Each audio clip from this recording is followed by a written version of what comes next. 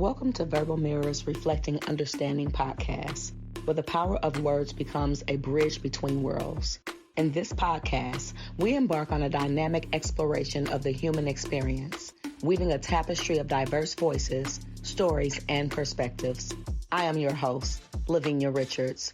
Join us on a journey that transcends boundaries, fostering connection, empathy, and a deeper understanding of the rich mosaic that defines us all. Get ready to reflect, resonate, and embark on a transformative odyssey through the art of conversation.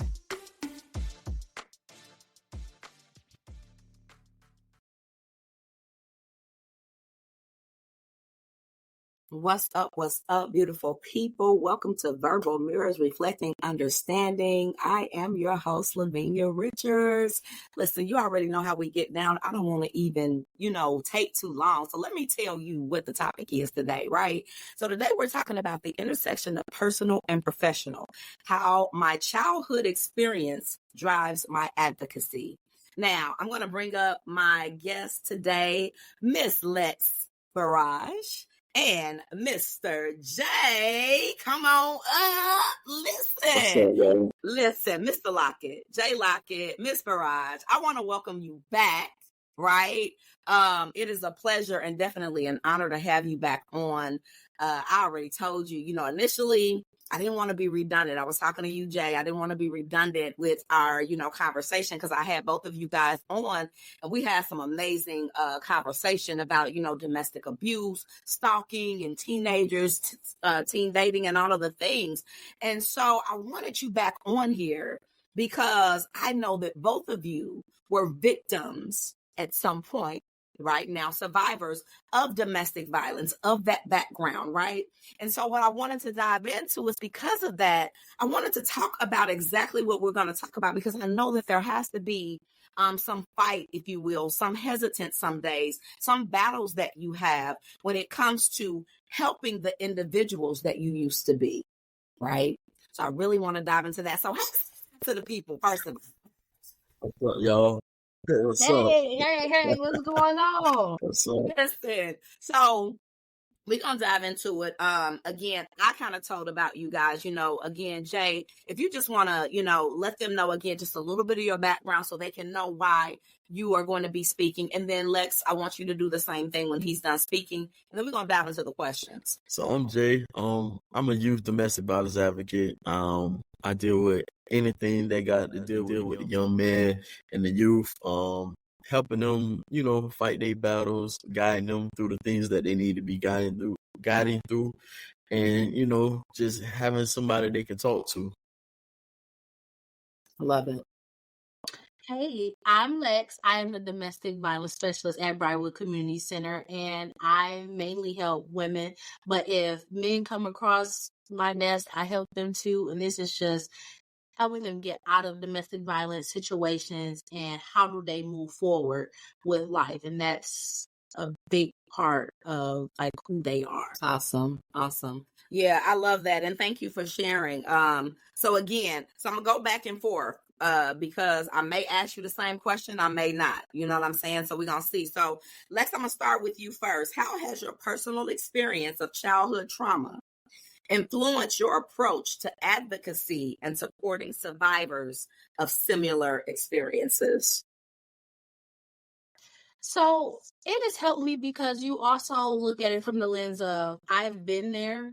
So I can't come from, you need to do this, you have to do this, because those are just words. It's not that easy. So me being in a home where domestic violence was taking place, I feel like I could have done more. I didn't. In situations where I probably could have said something, but I would have got my parents in trouble. Even if somebody told me it's okay to tell me this, it was like, oh, do I really want to? So I never come off like, you have to. And it's like, you do things where people are ready, as long as it's within the means of their safety and they know they're safe or they feel comfortable. I don't force them to do anything. So that is just my approach, because being in a domestic violence world, people are already close and they're immediately not open to you. Right. So you have to get these people to open up to you, or it's like, why you can't help me? No one can help me. So if you can just be relatable and basically not trying to be someone's mom, I feel like you get a different approach from your clients and also their children, because they don't know who I am. And it's like, everyone has told us they could help us. And it's like, you're just someone else saying these words. Like, you got to put that pen to paper and into real life. Right. Right. Because they have to know you care. And I'm always redundant with saying this, but again, people don't care about how much you know until they know how much you care.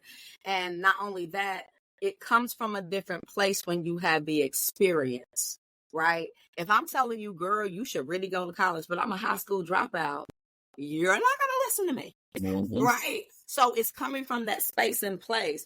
Jay, would you agree? And go ahead. I do want you to answer that. And I'll ask it again. How has your personal experience of childhood trauma influenced your approach to advocacy and supporting survivors of similar experiences? Just to piggyback off of what Lex said, seeing it in the household, you don't really know what to say, what to do, especially being at a young age. And then I was always told as a child, you don't repeat what goes on in my house. So I can't go out and really share my true feelings with anybody because it's gonna get back to home. It's gonna go somewhere that I don't want it to go, and then my mom gonna find out. So pretty much, I try to let them know that it is a brighter side to this. Like, you just have to be patient, trust the process. Find somebody that you really can really trust. Like, if it's like a big brother or maybe an auntie or somebody that who understands your family, instead of going on the outside. Not saying that you can't tell an outsider, but it's just a simple fact. It's better to tell a family member than somebody at a school or out in the streets, because we know maybe they can have a better approach to talking to that family member and helping with that situation. Maybe even taking you from the home and you spend a couple of days with them just to ease your mind. Right. Give them a safety net. Yeah. A soft place to land. That is very important. Now, my next question, Jay, I'm gonna come to you. How do you balance the emotional toll of your childhood experiences with the demands of your advocacy work? So with me, I talk about this a lot. I balance by simply, I like quietness. Like, after a long day of doing the work that I do, and before I interact with anybody, such as friends, family members, I have to sit in like at least 15, 20 minutes of silence. I know it's very hard to get that time, and it's very hard to juggle so many things. So I try to level myself by quietness, get me prepared, because I know it's all a mental game. Because once I'm dealing with work, I got to go home and deal with my daughter, or I got to go home and talk to my mother or a friend who also need my support. And I like to share this with all the young men.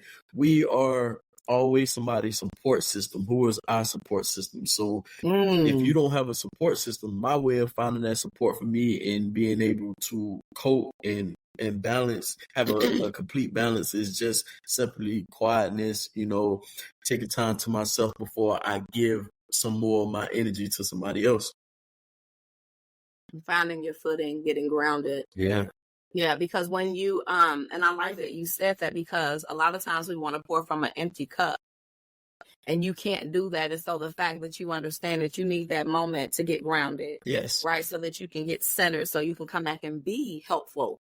Because if you lose if you lose your footing, then how do you go out and help that young man or young woman? Because you're not balanced. Correct. Right. And so now you're resenting the work instead of wanting to appreciate the work to help. Yeah. So I do like that. I'm going to ask you the same thing, Lex. How do you balance the emotional toll of your childhood experiences with the demands of your advocacy work? So I will say the emotions from my childhood come up every day, doing this work, and it can be triggering, but you've learned, how to deal with that by doing really it starts out at the beginning of the day, doing what I need to do before going into work. maintaining at work. And then, like Jay said, when you get home, it can be like, oh my God, this really triggered me to thinking about something from so long ago. And my normal stress relievers might not even work. And I'm be honest, like, oh, I don't drink, but I might need a drink today. It's not me, but it's like this day was a tough one, but mainly because I have two sons. They run around here, right?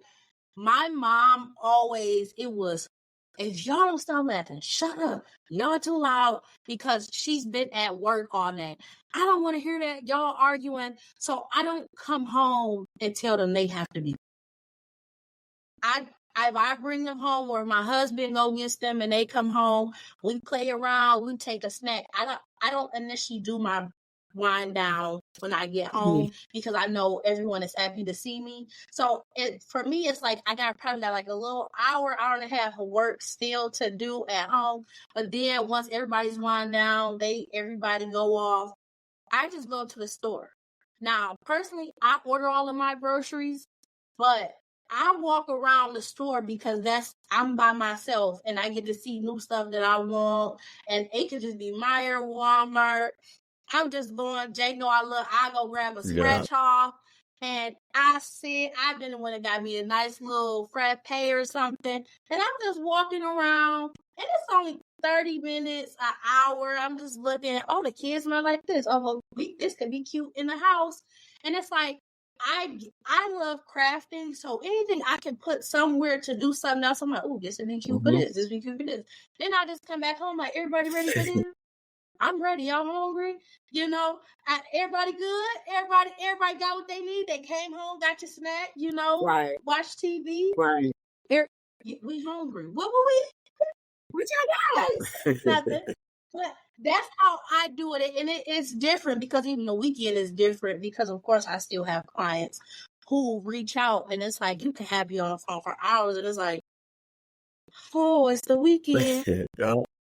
I like to sit outside in my backyard on the deck, and I just relax, feet up, and my kids be running out. I don't even hear them. I just be sitting there. They gotta come up and tell me like, hey, I never forgot. Now we all was out here for a minute, but it's like I just enjoy being in calm areas. I've been in so many rowdy areas.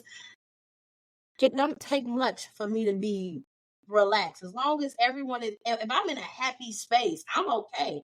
It could be 1 million people here, but if everybody got good vibes, I'm okay. It's the negativity where it's like, oh, I gotta go step back from that. So that's really how I, balance it in other words. I think that's super important. I'm glad that both of you said that, because a lot of times we want to stretch ourselves to capacity and never take care of ourselves. And so the mere fact that both of you, and I don't like to bring age in, but I want to right now, because you're both millennials, right? Aren't you millennials, or are you Gen X? I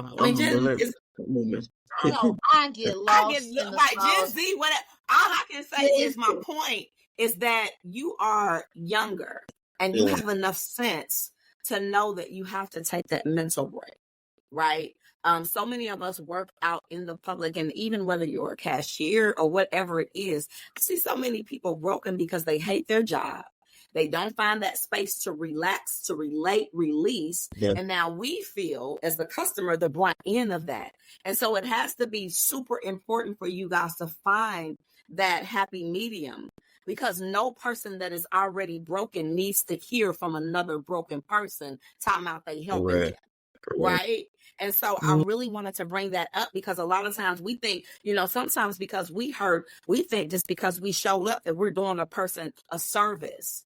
Actually, we can be damaging them more. Like, maybe you should have stayed home, sis, because maybe today you hungry. Like, you should have ate before you came. You know what I'm saying? Like, maybe, bro, you know what I'm saying? You should have got some for you came to work today, because you ain't feeling right. Because now I got to be broken and then feel your brokenness on top of that. So I wanted to know how you dealt with that, because I'm really thinking, not that age really matters, but I wanted to point out that this is coming from a younger generation that has sense enough to know that you've got to find that release, that That's it. space to let it go, right?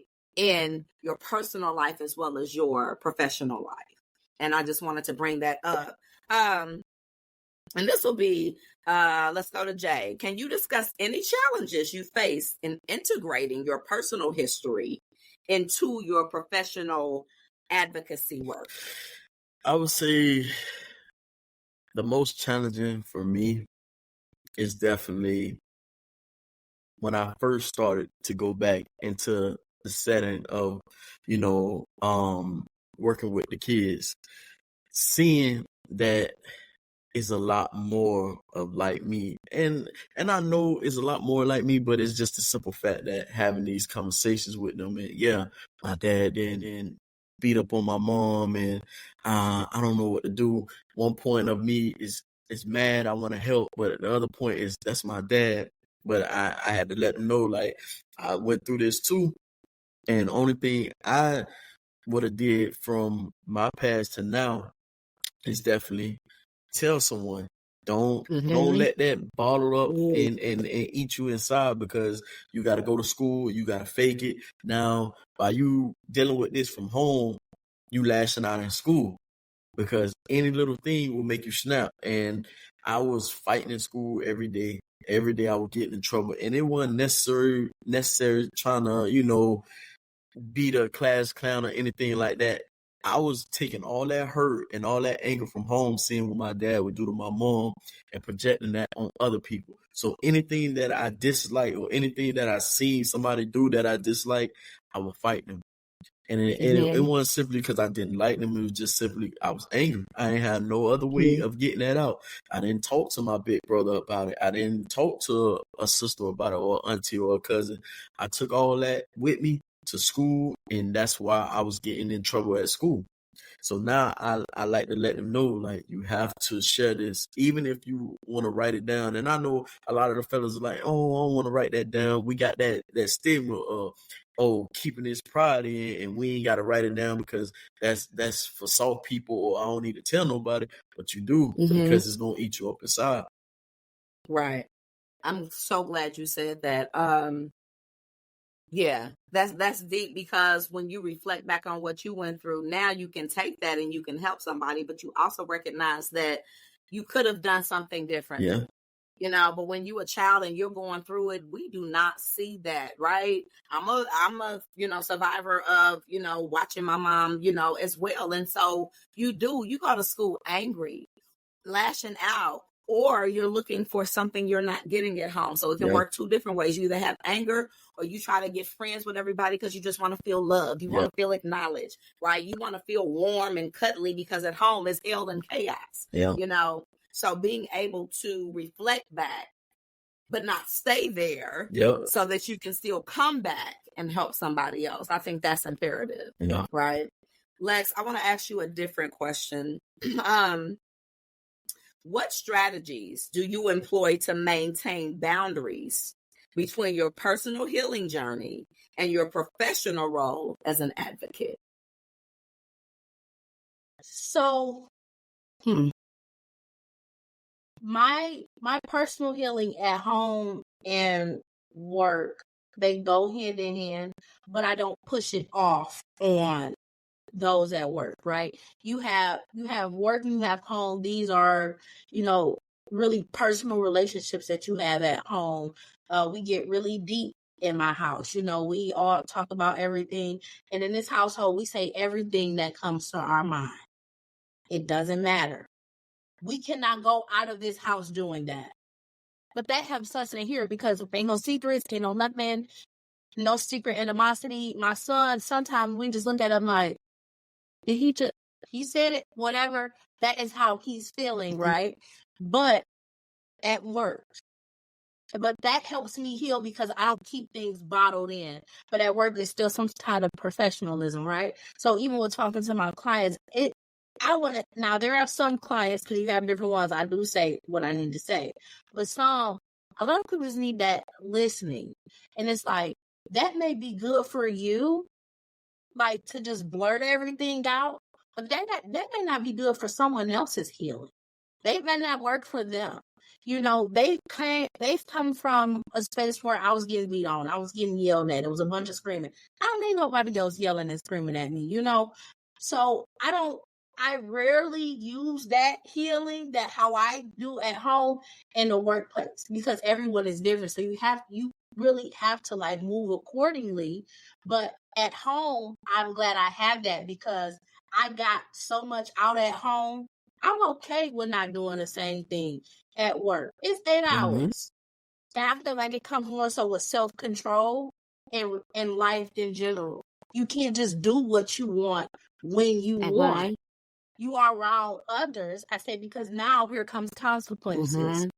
So you really just do the basic things of, oh, let me go get a drink of water. And that water for me is like, well, let me go calm down, to come back to the situation. It's real different. So you have to have two separate ways of healing for work and at home. Okay. I like that.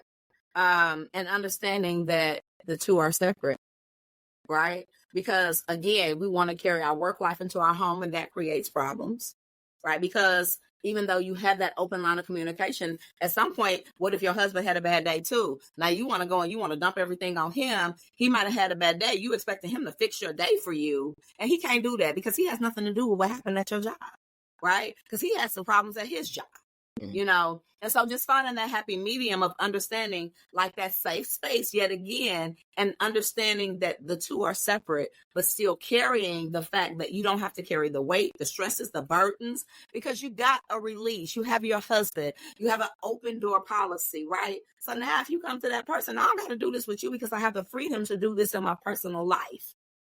So when exactly, we have a scale of, we have a scale of 1 to 10, right? We both get off at the same time.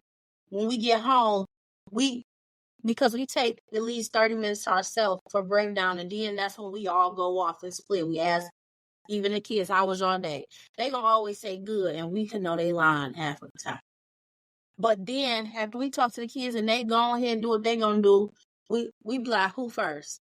And I'm like, you go first because I got something for you today. So you go first. And then he be like, where you at? I'm like, I'm at a 12 out of 10. Where you at? He said, I'm at a 4 today. It wasn't too much. It wasn't a lot of people in the office. I said, so you go first. But then it'd be some days like, I ain't got nothing for you today. I ain't, I just did emails. I had meetings. He'd be like, I'm at a 50 today because I left early. I had to go to the bar. I had left. I said, well, you go first. I'm listening because I ain't got nothing for you. I got nothing for you. I had a peachy day. So I don't just, like, we don't just come in like, oh, you have to listen to me. Yeah. It's like, what you got? What you got for me today? I love that. It's like, and then if it's a story from somewhere, from days ago, I was like, you remember I told you? I said, yeah, I need to hear the rest of that. I need that for me. What's still happening with that situation? So it's like, we ask because you don't want to feel like you come in every day and you don't even ask me on my day. It's like, we make sure we ask. And even at night, once the kids are in bed, what we got to do tomorrow? What you doing? What we got this week? We just have to talk. And that's something that I learned of that. It was more so he learned because even with being in this household with my mom, and that's just how she was. My mom says everything that comes to her mind, but she'll say it anywhere. Which you can't do. I just learned, okay, I can't do that everywhere, just here. So that's just how it relates. You still have to be mindful of others. I don't like when people say, oh, it's my world and everybody else is just in it. It's like, no, this is everyone's world. We all here together. And you got to move accordingly. Absolutely. Yes. Absolutely. And I also want people to understand, like with you guys, I thought this was important because do you ever wonder, like, that physician that's doing surgery on people, like, what is his relaxation method? Like, where you about to cut on me, my boy? Did you relax? Did you meditate? Yeah. And I think it's important for people when they hear this to know that you're not just taking these people's lives and just going at them angry and hurt and broken, but you're actually doing your own resolve and healing before you go out to help anybody else. You understand that it starts at home. It starts with you before you walk outside to damage another individual. You check yourself first. right? And that's why I wanted to talk about that, because when people hear this, I want them to know there are some people that are helping you that are helping themselves. Yeah. Because there's a lot of people out there, again, that are pouring from an empty cup. That doctor, that's why bedside manner ain't the same. Yeah. Because it's just business as usual, right? And so they just need to check in insurances they paying like they used to. So now when I go to the doctor, like, did you mean to give me the wrong medicine, my boy? Or are you just so stressed out? Yeah. Right? Because this is what we're dealing with. And so I thought that it was super important to deal with the mental of the providers that have suffered the same things as the people that they're helping, to let them know I ain't just coming talking to you. I'm practicing what I preach too. Yeah. I'm really taking care of myself. I want to be the best version of me so that I can help you. Correct. Right? Would you agree, Jay? Let's talk about it for a minute. Most definitely, yeah, because obviously you can't, pour from an empty cup. That's not gonna help nobody, because like you said, your head is not in the game. You're not focused. So if you can relax and take some time to yourself, you will be a better servant to any and everybody. That's why I make sure before I deal with anybody after work, I have to take those 15 minutes, even if it's just sitting in my car in my job parking lot. I know before I drive off, I can have that quiet time, that silence before I go pick up my daughter, because I know my daughter get in the car, she has stories for me from school. She got this, she got that to do. And I'm like, all right, I know you throw 1,000 things at me one time. Let me make sure I'm in the right headspace, in the right focus to help you with your needs. And then same thing, Right. when my friends and family call me, everybody always needs some, or they need some type of, help with something. I got to be able to give you my all instead of pouring from an empty cup. Yeah, I appreciate that. And I like the fact that it's coming from both a male and a female. We always want to stigmatize people or put them in a box and just automatically assume, oh, he young, he out here. People have no clue how you're blessing people and helping people. Oh, she young, she don't know nothing. You know more in some areas that I have no clue about. I'm like, damn, that happened for real. You know what I'm saying? So iron sharpens iron, and you can always learn. Right about that. Again, the mental always gets brushed up under the rug. We just go along and get along, and we don't deal with that, and we just do the job. But it is more important when you do the job with excellence, when you do the job with dignity, when you do the job because you're doing self-care on yourself. And so I just wanted to dive into that, because now when people see this, or we pass this out and people know that, you do what you do and you're at Brightwood and all of the things, now they're going to know that they're dealing with two people who care, though. Yeah. Right. Oh, no, they got that shit together. Now she meditates. They got an open door policy. Now him and his daughter, he relaxes. He does his quiet. Yeah. He ain't out here. He going on conventions to help people. Yeah. Right. People need to hear this instead of just thinking we all in one box that don't give a damn. Yeah. Because we really do. There are some people like you that care. Now, let's see. Lex, can you share a specific moment or realization from your childhood that sparked your commitment to advocacy in this field? Wow. I like that. And I'm going to ask you the same thing. So, Lex, and then I want you to answer the same thing. My mom, but it's really hard. My mom asked for help, but it wasn't how people wanted her to ask. So it's not, I need you to help me. And it's like, y'all don't hear these silent cries. It was more so like, if I had someone like me to come to my school and talk to me, or because I'm from Detroit, Michigan, I'm going to tell you right now, ain't nobody coming in those schools to talk about none of the sort. Only thing they talked about was the drugs and guns. Don't do drugs, guns are violent. That was it. There was no mental health. And I know mental health has gotten bigger over the years. But you don't have people coming in here passing out their card. You can reach me because it's like, besides 911 as a kid, who else do you know that's going to help you? You don't know about that she might need a therapist. But my thing is, you don't even know how much a therapist costs. I know my mama don't have no money. Mm-hmm. So it's like, there was no other way, or nothing was presented to me for help or anyone of domestic violence, even with those who was just less fortunate that did not have. So I've always wanted to be in a helping field. And with choosing domestic violence, I get to help the parents and I get to help the That's children. powerful. There were children around me and I was clean, you know, I did what I had to do, but there were kids who was in this probably the same situation as me or worse, and they came to school and you could tell, right? So teachers always go to those kids who don't have as much or don't look a certain way, and they get all in their business. But you haven't asked the general population of the school, like, hey, if anybody want to talk, oh, you want to talk, go to the counselor. And it's like, the counselor, we use the counselor as somewhere to just hang out. So it really, for me, was like, how can I help people like my mother? That's You dope. know, we go and talk about teen dating violence, but even when we just around kids in general, we get to know these kids. And then they open up.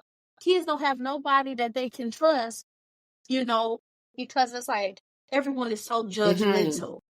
So it's like we have these friends, but your friends wouldn't know all of this was going on at your house because they're not a whole school Right. know. So you had to keep it there. So if somebody came to my school and just talked, then it's like, okay. And I can just go talk to them off on the side, like, hey, I got this going on, but nobody ever came. They didn't have these people coming in. Oh, of course, you got firefighters that come in. Oh, it's career day. Never did you have a therapist come in for career day. Mental health specialists were not coming here for career day. You had police officers, you had lawyers, you had doctors. Like, okay, That's powerful. you didn't have that for career day. So it was like, how would you know about any of this besides growing up, learning, looking, asking? That's and like dope. you said, these conventions, we had so many trainings, it don't make no sense, but it sharpens our mind.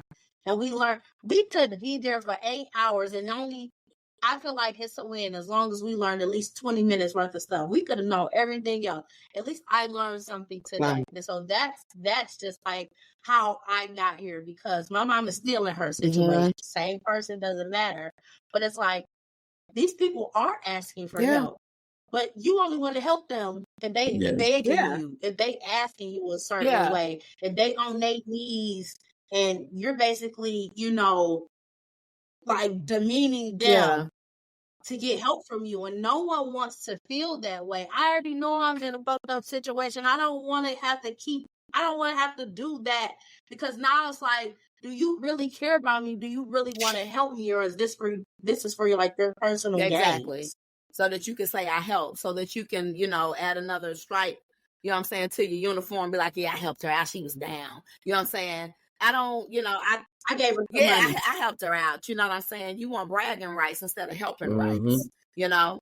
And so, I got to have you answer that, because I know I'm going to ask it again. Like, can you share a specific moment or realization from your childhood that sparked your commitment to advocacy in this field? I would just say, I use this for everything that I do.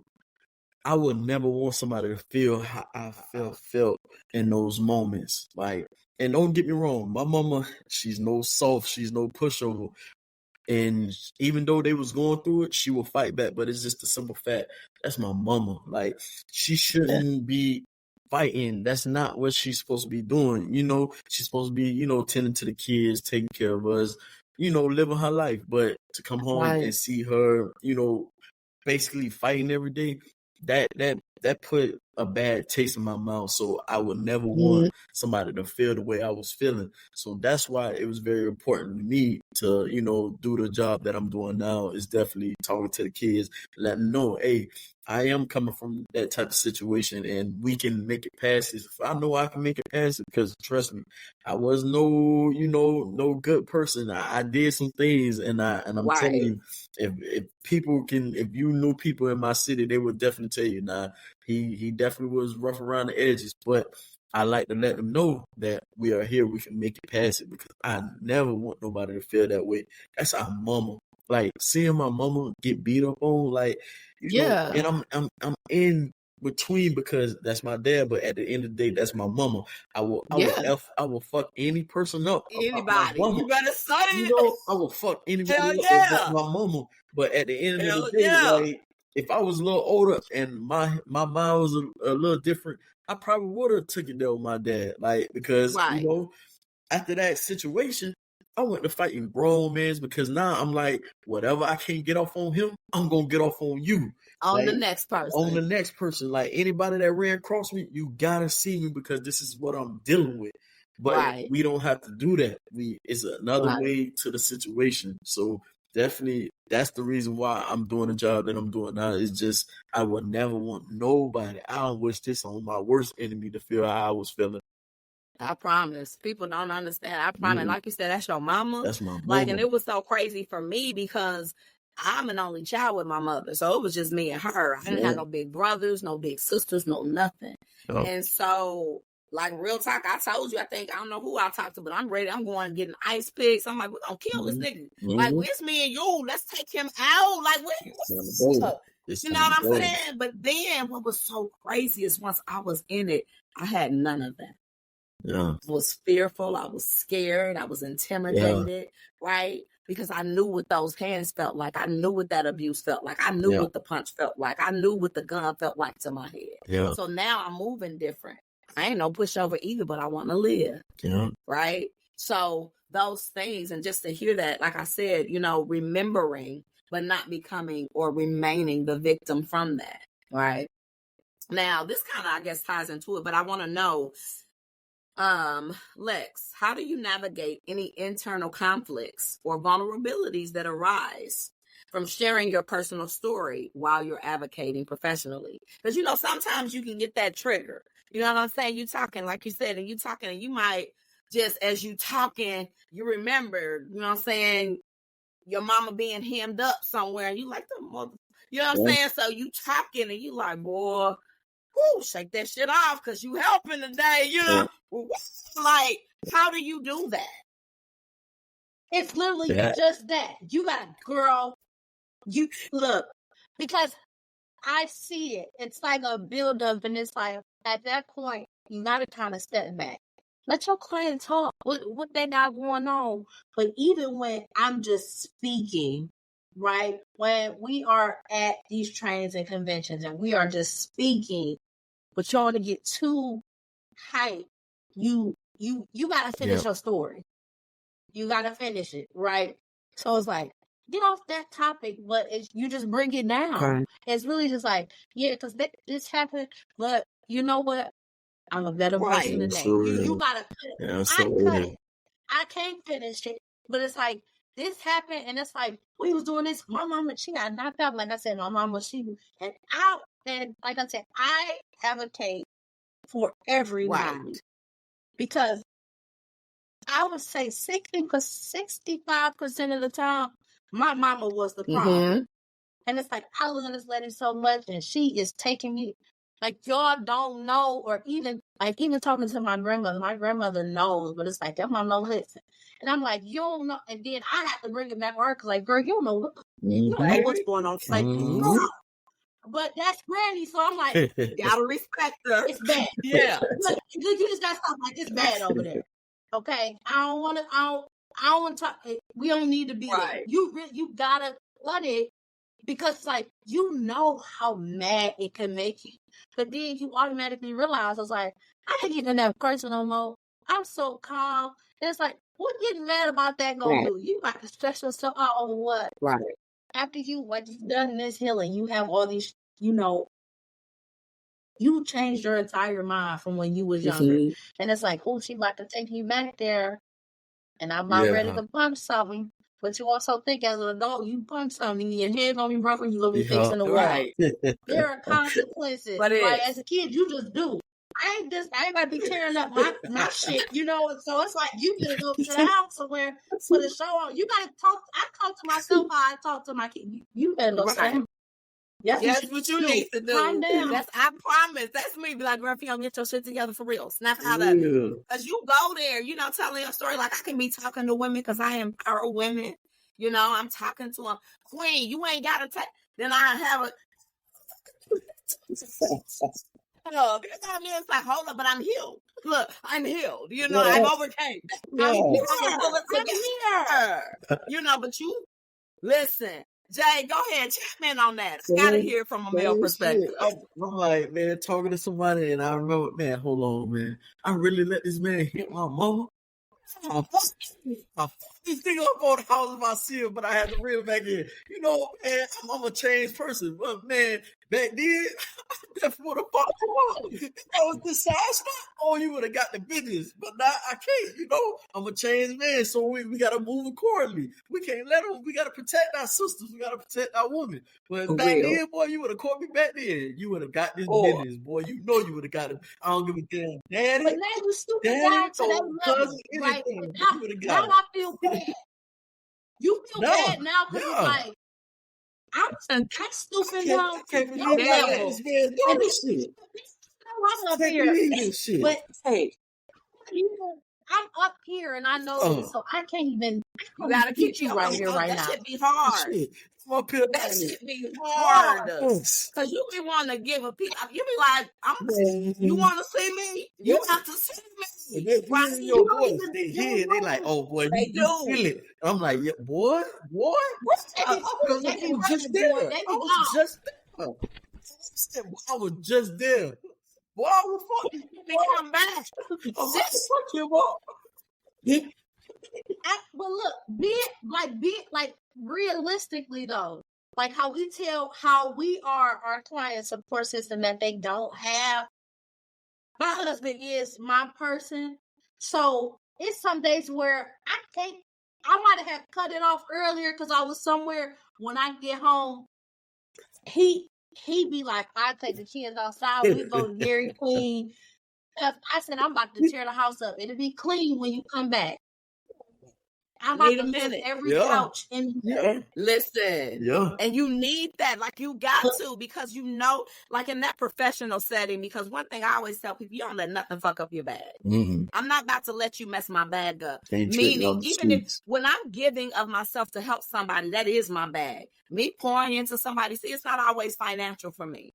If I know that I can help one person, that has blessed me astronomically, right? It blessed my soul. If I can get one person out of that relationship they're being abused, if I can give them one word to let them know that they matter that day, right?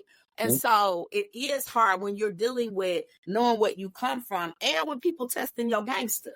Right? Because they testing it because it's like, I'm going to help you, but I will beat your ass too. Yeah. Like, I don't know if you know this, right? But you got to pull yourself back because you know it's for a greater cause. Yeah. And so that goes back to the mental, because I like what you said. You got to talk to myself. I do. Like, I was talking the other day, I'm on the phone with my daddy. I said, Daddy, I need a few minutes. I just need, because my father always told me, have your 15-minute pity party and then get your shit together, right? He said, scream, cry, kick, whatever you got to do in that 15 minutes, handle that. But when you come back, let that shit go. And he always told me, attach nothing to feelings because feelings change. And that's so true. Right now, I can be super upset. 2 minutes from now, I can be cracking up. Yep. So I don't try to get too involved. But it's finding that happy medium, that balance of understanding that you can't lose your shit, right? And understanding that you got to be there to help somebody not lose theirs. Yeah. And that's sometimes a very fine line to walk, because it's like I'm hurting for that person. And now that I'm healed, I have to remember what I went through, even though I survived it. And I want to help you. But damn, I had to go back to my trigger for it. And now I'm shit. The fact you do, my ex do. Like, everybody, you know, and it's that balance is hard. And so I want people to understand what y'all go through too. It's not always easy. No, it's not always easy to tell somebody, hey, you need to tell, because now, like you said, you thinking, damn, I wish I had told. Maybe that would have been one last ass whooping my mama would have had to take. Mm-hmm. Had I went and told the story. And one last one that she would have had to give me. Well, she wasn't that able to I ain't getting nothing. Right now, to reap the, you know what I'm saying, get the end result of your shit, the brunt end, because you hurt. And hurt people. So I wanted to point that out, because you are dealing with it, but you're not taking out what you're going through on the people that you're trying to help. And I think that's so important and dope as fuck. the next thing I want to ask, how do you leverage, and I'm going to ask you, Jay, how do you leverage your unique perspective as a survivor to advocate for systemic change in policies and support services? And I'm going to ask both of y'all that, because I know you waiting to, Lex, you smiling like, baby, ask me. So I'm going to ask again, how do you leverage your unique perspective as a survivor to advocate for systemic change in policies and support services? Pretty much, I just let them know, like, it's definitely more of us out here, and we definitely got to do better. Obviously, it's different steps we can take. It's different things that we can do to help the youth in the community. Also, like, we just got to be mindful of what people going through, because, like you said, piggyback off of what Lex said earlier, we focusing on the ones that really look like they going through something instead of the ones that really ain't talking about it or look fine, but they do got things going on in their head, and they being quiet and being shy, and they heads down and not really saying anything. So I just want to spread that, to be mindful of the situation and everybody's surroundings. Okay. Yeah, I like that. And that is important. And just being straightforward. I like what you said, just letting them know. Yeah. Like all this mask and everything, there is a need. And the only way we get the help is to tell the need, like not mask it, not fake it. Tell people, these people are hurting. Yes. These people need help. They need systems in place, tools in place. Yes. And although you guys are doing it from a program and whatever, y'all just two people. It takes a village for real to bless and help these people that are hurting. Maybe then we wouldn't have so much depression and mental hurt and suicides and so on, because people would have a place to release and feel like they were seen. Come on, Lex, talk to me. What you got to say? Lex don't like policy. Yeah. Okay, I don't do policy. To me, yeah. Lex don't like rules.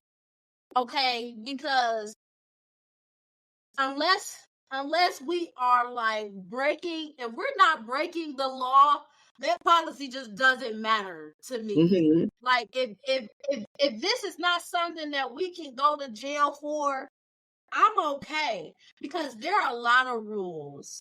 There are a lot of policies, right? There's a lot of things you can and you can't say, but it's like you said I can't say it, but if I say it, what's gonna happen? What you gonna do?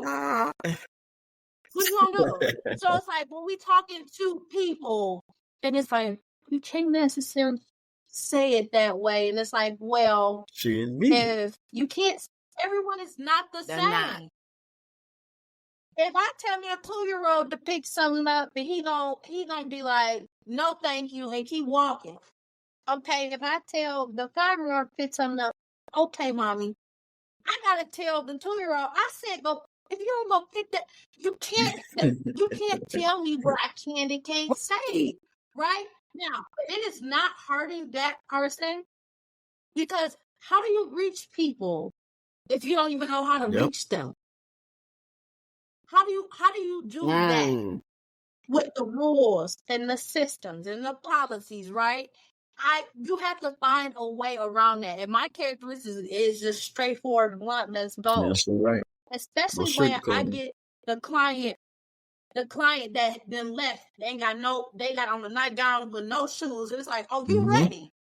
This not the client that came in and said, I can use systems when it's a little bit more fluffy. Yeah. My client didn't come to me fluffy. They didn't come to me because I'm fluffy, right? We can call the city hotlines for fluffy. Come on now. Okay, the people that don't do nothing. Yeah. Okay. We can call 211 and ask them, hey, we can do this, and no, I'm ready to talk to somebody. I'm tired of the phones. I'm tired of phone calls. You know, I'm ready to talk to somebody that's gonna get to it and get to it right now. I'm a priority. Right. So my characteristics, we straightforward. You tell me you ready, we ready to go. Put your seatbelt on, because I drive fast. Go. So you need to come on. I love that.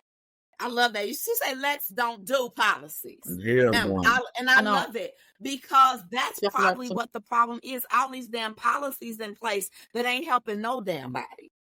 All these policies, there's a lot of policies and procedures. Yep. but they're not helping because they're all systematic. You put everybody in one box, but that person that grew up in Mississippi ain't gonna be the same as the person that grew up in Detroit. Mm-hmm. That person that's right here in Indianapolis in my backyard ain't gonna be the same as the person that grew up in Atlanta, right? Or in Ohio, right? That person that grew up and went to Harvard is not the same as the person that never went to college. Right. So we're not talking about the same things. So you got a system, a one-stop shop system for everybody that just may be broke, but you're not dealing with why are they broke?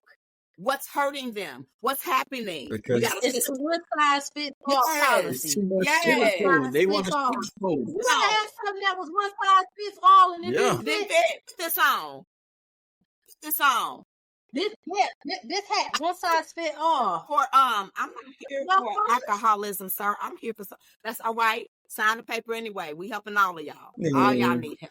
Too much sugarcoat, and that's all they want to do is sugarcoat and jump around people's feelings. Fuck that. You gotta let them know how it is. And then we got people that we got people out here that think they can whoop people's ass, that think they can treat people any kind of way, that think that they don't have to do anything, that they can just go ahead and be provided for, not have to be accountable, not have to do anything. And then now we got these men beating our women. We got these women accepting it. You know what I'm saying? Because we are in a system that does not give a damn, that has policies and procedures that could care less about our individuality.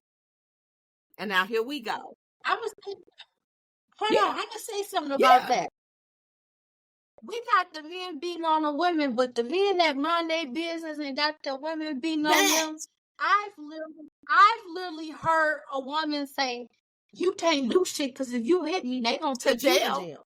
I know so many instances where a woman just started something and the man ended up in handcuffs because you've been beating on me for months, and all I did was push you off of me. And you didn't over-exaggerate, hit your head, roll down a little bit. And now I'm system, right? The system's in place. Because a man can't hit a woman. But it's like, but you think you just gonna keep swinging on somebody? It's only, people are human.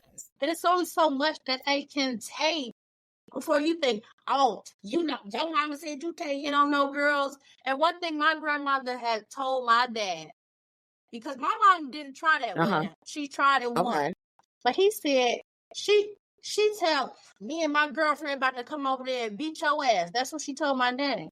My daddy said, so when y'all beat my ass, what y'all think I'm about to be doing? You think I'm about to just let you just beat up on me? So when y'all come over here, what do you think I'm going to be doing? To let you just whoop me. I don't care if you a woman or not. And my grandmother was always,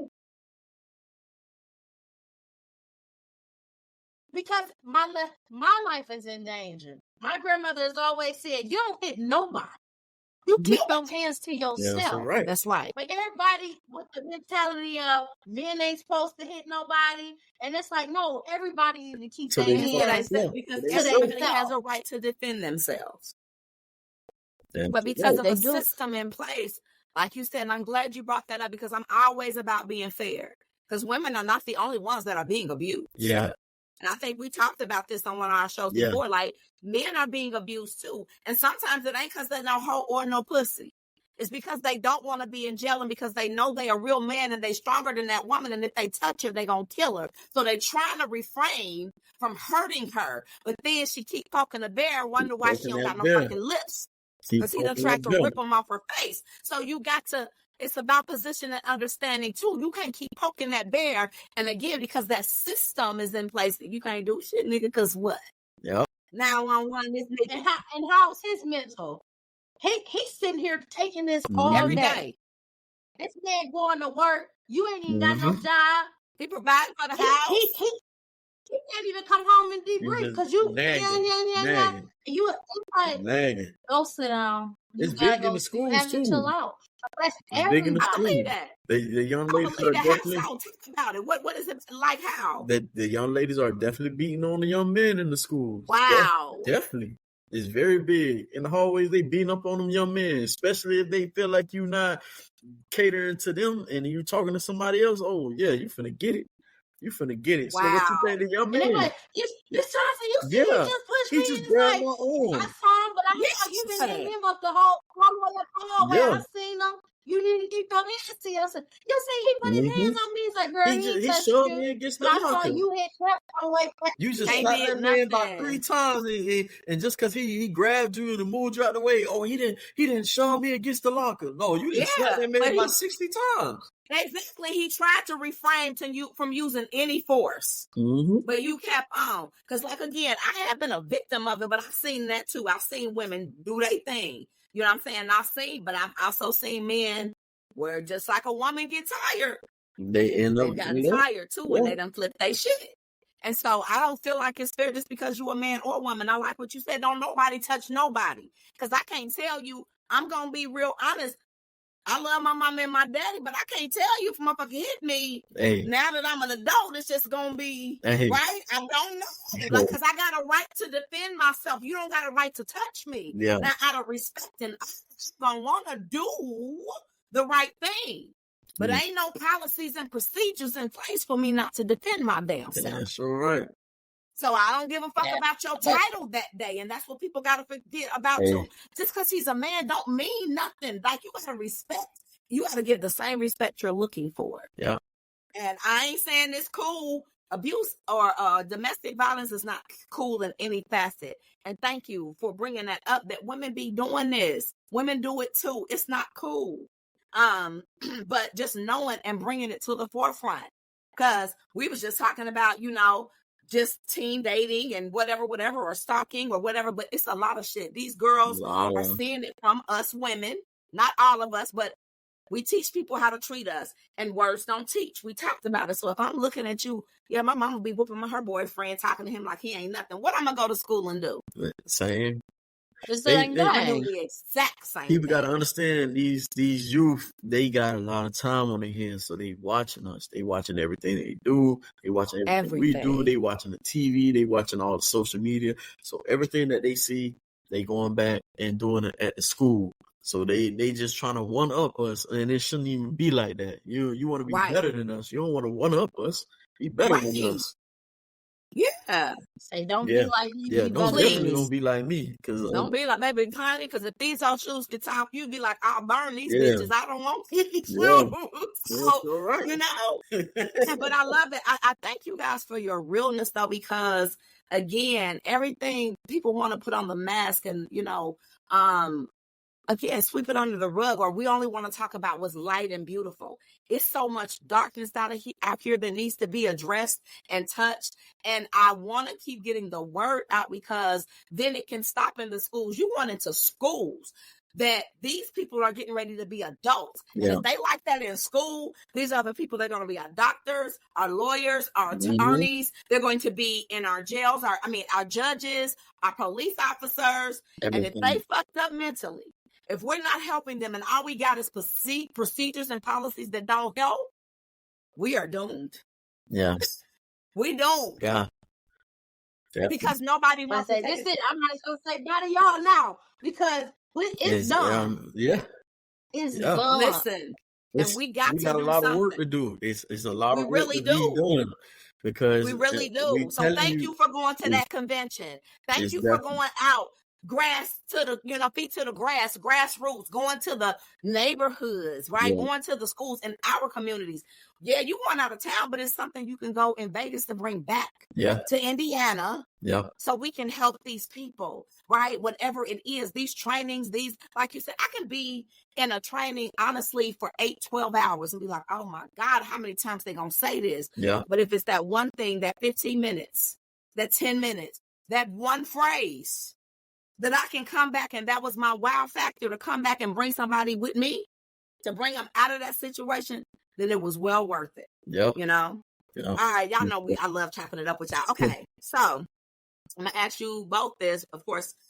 What advice would you give to other men, and then, of course, for you other women, but what advice would you give to other men who may be hesitant to open up about their childhood experiences and use them as a driving force for advocacy? So I just, and it's funny that you asked me, because I just touched on this. I went into the jails and talked to the young men in the jails, and simple. look at me. Like they seen me, they seen the way I carry myself. Y'all, I was the same person sitting where you guys sitting. Don't just because I'm good now don't mean I ain't have a past. It's definitely a way out of this. So I just live by the living example because I've been through what you've been through. And I'm letting you know if you did the things that I did, it's not going to be good for you in the long run. You have to Right. snap out of it. It's the start now. Like it's the now. You know, don't we got to do it now. Don't worry about what you did before. We got to do it now. You got to open up now, and then for your little siblings and your little friends and younger people up under you, we got to start getting to them now. They got to open up, let them know you're there, because obviously it's always somebody looking up to you, and there's always somebody that want to be like you or just like your company. Be that person that they can talk to. Be their safety net, because it's not many of us out here. It's not many safety nets out here for the teams. That's why they doing what they doing. That's why they not home with their parents where they supposed to be home with their parents at a certain time, or they don't have those old relationships like with their big brother because they want to run in the streets with their friends and end up getting hurt, toting guns, doing things that they ain't supposed to be doing. When they had that safety net at home, when they had somebody to talk to, then we will be lessening the crimes and not seeing another one of ours dead over the weekend because of some X, Y, and Z. So we have to get to them now. We have to let them know it's nothing wrong with opening up. We got to get rid of that stigma. Yeah, because I'm a man, I ain't gotta share my feelings. I ain't gotta talk to nobody. Yes, you do. We all human at the end of the day. We gotta be ourselves. We can't be too manly all the time. We can't be at home with our wives, our ladies, and our kids, and we just so gangster and boy, I ain't gotta let nobody know. No, man, you that's your family. You're supposed to be vulnerable around your family and your friends. Now, if it's a stranger, I understand. You don't want nobody to try you. You don't want to seem soft and all that, but your family is your family. Those are the ones you're supposed to be vulnerable around. And that's pretty much it. Just be yourself and open up. If we open up a little bit and be comfortable with our true skin, we'll be better. Oh, I love that. That's powerful as hell, especially coming from a man again, because that stigma, you know, that men don't cry, real niggas don't. Yeah, real niggas don't cry. You know, and all of that. And so then you dying inside. So just to say that, because it doesn't demasculate you, it doesn't make you less than a man. It doesn't actually really think it's empowering.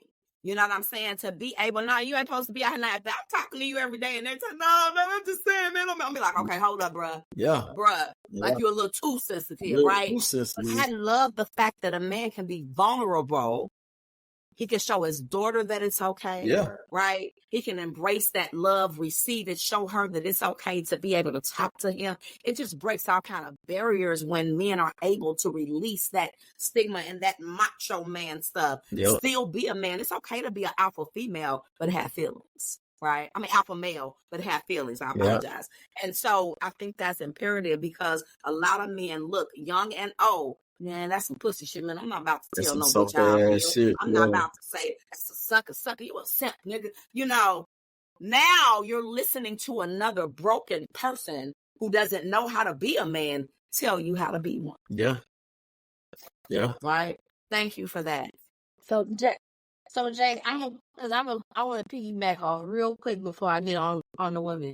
What our men is like, they women. Like I always tell my clients, watch the negativity. Right? You know how you are. You could be doing. You could have just won $1 million, and somebody gonna have something negative to say. It's like, why? It's like, oh my God, I'm so happy for you. And it's like, girl, you ain't gonna do nothing but blow all that money off. And it's like, wow. You have to watch the negativity, right? Because it's like how men and women were just like, you've got so much negative feedback. It's like, what I'm going to tell somebody for it? Like, don't nobody give a fuck about my feelings. Right. But my thing is, it's a lot of men who get with that girl and it's like, she the only one that care, man. Like, she the only one that care. But my thing is, I'm vulnerable here, but it's like, he still got to go outside. He still got to go out there. And for a lot of people, they don't have the friends And since if this is a circle of 5, a group of 5 friends, and everybody is so negative and nobody want to tell nobody nothing, it's pointless to tell any of y'all anything. But that is when I start to recommend a mental health person. I got it. Yeah. This person don't know you from a can of paint. But it also comes with listening. But also, when we are talking about our feelings and when we're talking about opening up, we got to be able to receive something, right? Venting and needing and wanting help are 2 different things. You can vent to me all day. I can tell you what you want to hear. But it's not what you say, it's how you say it. So it's not like, oh, you want $1 million, and it's like, and then I ask you, okay, what do you plan to do with it? What is your plan? Right. Are you going to put more to your house? I know you've been talking about you want to work on your house. Not, oh, you going to blow all that money anyway, so it don't even matter. It's like, it's so negative. But it's like, you have to find these like-minded people. To that. And it's okay to not be around the same people that you've always been around. But I'm not saying you got to get rid of them. Because we all got those friends like, I can only deal with her on certain days. If I didn't have a bad day, she's the person I need to be talking to. Because she gonna insert herself and talk about all this bad stuff she got going on. And, those kind of people. So when you talk about us opening up the mental health professionals, these people don't know you. They have no reason to be biased against you. And if you try one, that might be the person that you need. You might need to try somebody else. So I don't want that to deter somebody like, yeah, I went and saw that lady. She wasn't And it's like, also, it's so hard to find our men in mental health. That's why roles like Jay is so important because it's women everywhere, right? When you looking for a therapist, when you looking for a Black doctor in Indiana, where you looking at? Where you going to find them at? Right? So it's like, I have to find someone who meets me, who I can at least relate to. And that's another thing, relatability, especially like with me and Jay. We are relatable because we've been through so much. We don't even have to be the same color, age, none of that. But I've been through so much. I can find a situation, or I at least know how to. I have that empathy. I know how to sympathize. You're right. You know how to be human to where everything is just not so negative. And one thing I will always say is, if it's easy, it's something wrong. Everything is not easy. So when you constantly doing easy stuff and then it start back catching up to you, it's like, because you probably should have waited a little bit. That easy money, it has these consequences, right? If you didn't have to sit and think for a minute on like, okay, is this the better option or this the better option? If you said so, I was like, oh, I'm choosing this one. It's like, why you choose that? So we also have to look within ourselves when we talk about opening up, because you open up, but then you don't want to hear reality of you keep taking the easy route out of everything. You keep taking that fast escape route of living, and that's just not the way to live. And so it goes back to accountability as well. Like, open up, but be ready to receive and hear and listen, and then make the necessary adjustments. Yeah. And then when it gets to a point that, you feel like, okay, go talk to somebody, like you said. I like what you said about the not being biased. Because sometimes we talking to the wrong people that are biased. Sometimes they love you too much. Sometimes they're too involved. Man. Too many yes men. Say that. Man. We don't need oh my God, not enough no's. They want to just go along to get along. Some feathers out here. Yeah. I tell people this all the time. I have to put people in my circle who are better than me and who got my best interests at heart. I don't want somebody to be like, man, if I'm in the room, man, that person was wrong and this and that. No, nigga, you was wrong. You need to admit to that. You need to go apologize. You need to go do this. No, nigga, don't do that. That's dumb. Let's be real. You know better, bitch. Straighten your crown. Yeah, we don't do this. That. Yeah, you need to fix that, man. Don't sugarcoat it for me. This ain't what we ain't come from that. You bigger than this. My point is right. But instead, I know, girl, it's gonna be this ain't treat you right. Let him go. right? Yeah, That bitch you found ain't you mean out. it. Let her Yeah, go. she ain't mean, man, fuck that. You was in the No, wrong. it's You over. should never hit that person. You should never did that Period. person wrong. You was We need a wrong. lot of that, man. We gotta We hold each other do. accountable. Thank you for saying that. We gotta hold That's each other real. accountable. We don't do that a lot. That. We don't do it a And lot. that's the problem. That's why everybody can go ahead on, and that's why so much ghosting. Yeah. That's why people can gaslight you. They can ignore you. Yep. So many things unspoken, right? Yep. Because everybody don't want to open up. And when they do, it's all surface and not really getting to the root of what's really happening. And when we do get to the root, nobody wants to help. Everybody want to judge. Mm-hmm. Lex, go ahead and talk to me. Yeah, it's easy. It's easy to judge and talk about you. Rather than me look at myself and see what's wrong with me and deal with my own issues. It's easier. Y'all can open up and give you my opinion, but when it's time to open up and deal with my shit, no. I want you to tell me I'm perfect. And then in that case, you need to be direct. If you don't want nobody to give you no feedback, just, hey, I just want you to listen. I just want to vent, and I don't want no feedback. Now. I just want you to listen. Then you just need to listen in here. You just got to be direct. Be direct about it. So when you come to me, I ain't got to give you nothing. Just say, hey, I just want you to listen. You ain't got to get no feedback. And I'm going to be done did that for you. And I'm going to do that. But if you get mad at me trying to help you, then don't ask for no feedback. Don't come to tell me. Yeah. Yeah, because I'm not a fluff type person. I'm going to give it to you while I'm real, just like I need to.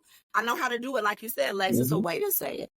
Right? It's a way to say it. I don't have to be all rude. Can you take me to the store? I can't take you, but I can say, no, I can't take you to the store today. I'm not available. Yep.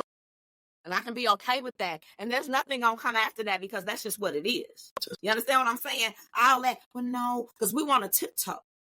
Right? It's a lot of tiptoeing. We want to tiptoe. I don't want to hurt. I don't want to ruffle. Yes, men, like you said. No, let's make it work. Let's make it happen. Let's make some change. Let's help these people. Let's stop being surface. Let's stop being fake. Let's stop not opening up and letting people hear our stories, seeing that we made it and that they can too. Let's stop acting like men can't cry. Yeah, nigga, I cried when that happened to my mama. You know what I'm saying? That shit hurt me. And I'm going to let you know if you hurt, it's okay. Just don't stay there. Yep. Those conversations need to be had. Yes, I understand that you love him, but it is not okay for no nigga to put his hands on you in love. Right? Those conversations, I understand. I empathize with you, Queen. I understand, but that nigga ain't no good for you. Nigga ain't shit. And I'm going to tell you the truth about it. Now, if you go back, you grown, and I'm going to be here for you. But I'm just telling you, because somebody got to tell you the real shit. He ain't good. And he ain't going to change. He's been whooping you for 15 years. The 16th ain't going to be different. Yeah. Right? Those conversations. Let's just pray about it. I prayed for 15 years. Right? Yeah. I've been praying. I've been, how much more praying do you want me to do? When is somebody going to tell me, bitch, get it together and leave him? Yep. You praying, but you can't keep praying without doing no work. I don't understand it. Is dead. Let's make some moves. You gotta do the work. Right? And I know that has to be hard in your field. Right? And so that's why I wanted you guys to come on about the mental. Because I wanted people to know that y'all human too. I wanted people to understand that you come from what you're preaching about to people, but the only difference is you didn't stay victim. I wanted people to understand that you decided to make sure that your mental health mattered just as much as anything else in your life. And then I wanted people to see that even though your cup can get low, you don't serve them from an empty cup. Yeah. I wanted that to be known because I appreciate what you do. Like I told y'all, I wish I knew y'all back when I was getting my ass beat. Yeah, ain't too many people doing I didn't have nobody. Right? I didn't have a little sister or a big sister or a big brother to be like, you know what? We got to take this nigga out tonight. Tonight it's on. Mama gonna be asleep. We're gonna put on. Yeah. Look, get on your monkey suit because we about to get down and dirty, right? But now that I've evolved and I understand, that wouldn't have been the right thing to do. But not only that, it's a better way. It's a better way. And I want people to know that there's somebody out here like you for that better way. and I'm not going to stop doing this. And y'all know we coming back. Y'all coming back again because I'm going to have more shows, more things to talk about, more things that you can dive into, more things that you can help people, to open up their eyes, because I want things to be brought to the forefront on here. I don't want no sugarcoating. I want to deal with the real issues. I want people to know that people are still getting abused, still getting molested, still, all of this shit is still going on. The only difference is right now, we got people like you that's traveling around the world, going to get the training, the education, and to some degree putting yourself at risk because you don't know what you're walking into when you help these people. Let's be clear. Let's be clear. You don't know if when you pull that woman out, if that man coming for you too. Yeah. You don't know that brother that you talking to, whether he took offense to you, Jay, and he got a gun and he felt like you disrespected him. You don't know how he coming back. Yeah. So every day I know that y'all putting y'all life on the line. People don't look at it like that, but I do, because I was on the other end of it. And I know what happened to me. So I know that when that abuser is hurting people, he don't give a shit about y'all. Yeah. They don't care about y'all. Yeah. They want you to hurt because you took the person away that they was hurting. Yep. You get in their business, you ain't got nothing to do with it. You get in their business and you stopping them from doing their everyday shit. So now you got to pay. Yep. Who you talking to, son? Yep. You don't talk to me like that. Right? Yep. So it's all of that you're dealing with. And so I wanted people to understand the other side. Yep. Yeah, we talking about y'all going out helping, but I wanted people to see that y'all need help too. Mentally. Yeah. Y'all need a peace too. You need a break too. You got to deal with your real life issues too. You got to go to your husband and be like, you a 10, you a 3, where you at today? Where we at? But you find that happy medium so that you can be restored and then go back into the workforce and help these people. And so I listen. Yes, we've been over an hour, but I don't care. I thank y'all. I'm glad y'all came on. Y'all already know I'm about to have you, put your contact information out, because I want people to know, because somebody gonna hear this and be like, okay, I need to call Lex. Yeah. I need to hit Jay up. Yeah. I can do it silently, and I know they care. And don't let it be somebody y'all age group, because now they feeling comfortable. Now they know that you can talk to them from a space where they're at and not somebody that's going over their head. Yeah. You just up here. You understand? Definitely. Go ahead. All right. Go ahead. Well, I'm Jay Lockett at Brightwood Community Center. You can reach out to me. My work number is 317-431-8110. My email is Lockett, Lockett, at brightwoodcc.org. You can email me that way, or you can just come up to the center, and I'm always there. And with any needs that you need, we are jack of all trades. I get it done. We get it done. Me and Lex, we tag team duel. We get it done. Yes. Yes, and y'all can, of course, come see me at Brightwood Community Center. We're at 2140 North Arsenal Ave, Indianapolis, Indiana, 46218. Or you can reach me at my work number at 317-533-2473. And I'm always available. So if you need help with anything, please give us a call. I love it. I appreciate you guys so much.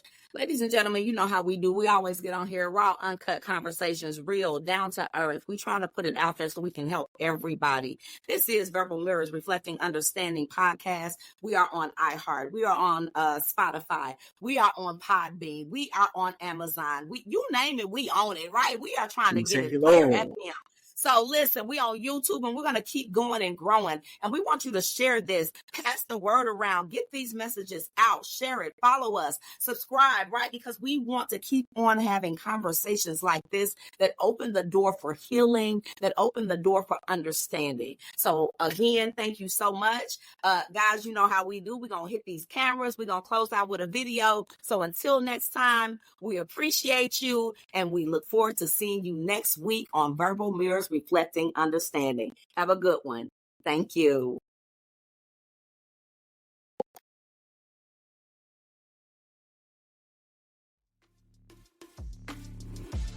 As we wrap up another episode of Verbal Mirrors Reflecting Understanding, we encourage you to carry the reflection sparked here into your daily interactions. Let the echoes of diverse perspective guide your journey towards greater empathy and connection. Thank you for being a part of our dialogue. Until next time, may your mirrors of understanding continue to reflect a world filled with compassion, and unity.